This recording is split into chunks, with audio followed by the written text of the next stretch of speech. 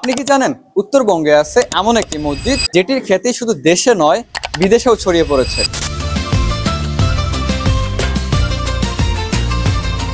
ঘুরে দেখা ঐতিহাসিক মসজিদ এপিসোডের আমাদের আজকের গেস্ট চিনি মসজিদ।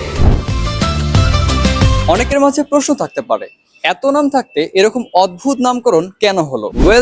এই মসজিদটির সৌন্দর্য বাড়াতে পুরো মসজিদটির দেয়ালে চীনামাটির থালার ভগ্নাংশ ও কাচের ভগ্নাংশ বসানো হয়। এই পদ্ধতিকে বলা হয় চিনি করা কিংবা চিনি দানার কাজ করা। ওইখান থেকে এই মসজিদের নাম হয় চিনি মসজিদ। প্রায় 150 বছর আগে অর্থাৎ 1863 সালে নীলফামারী জেলার সৈয়দপুরে এই মসজিদটি নির্মাণ করা হয়। ইংরেজ আমলে হাজী বাকের আলী ও হাজী মুকু নামে দুজন স্থানীয় বাসিন্দা প্রথমে এই মসজিদটি সন ও বাঁশ দিয়ে নির্মাণ করেন। এর কয়েক বছর পর এলাকাবাসীরা টিন দিয়ে এই মসজিদটি পুনর্নির্মাণ করেন। এরপর 1920 সালে হাজী হাফেজ আব্দুল করিমের উদ্যোগে মসজিদটির প্রথম অংশ পাকা করা হয়। তখন মসজিদটির দৈর্ঘ্য ছিল 40 ফুট আর প্রস্থ ছিল 39 ফুট। এরপর সময়ের সাথে সাথে উত্তর ও দক্ষিণ দিকের অংশ তৈরি করা হয়। এই মসজিদটি বিখ্যাত হওয়ার অন্যতম কারণ হচ্ছে মসজিদটি নির্মাণে মুঘল স্থাপত্য শৈলী অনুসরণ করা হয়। অবাক করার বিষয় হলো নকশা ও কারুকার্যের জন্য কলকাতা থেকে মরমর পাথর ও চীনা মাটি আনা হয়। এছাড়াও প্রচুর পরিমাণে মার্বেল পাথর ব্যবহার করা হয়। দ্বিতল এই মসজিদটিতে রয়েছে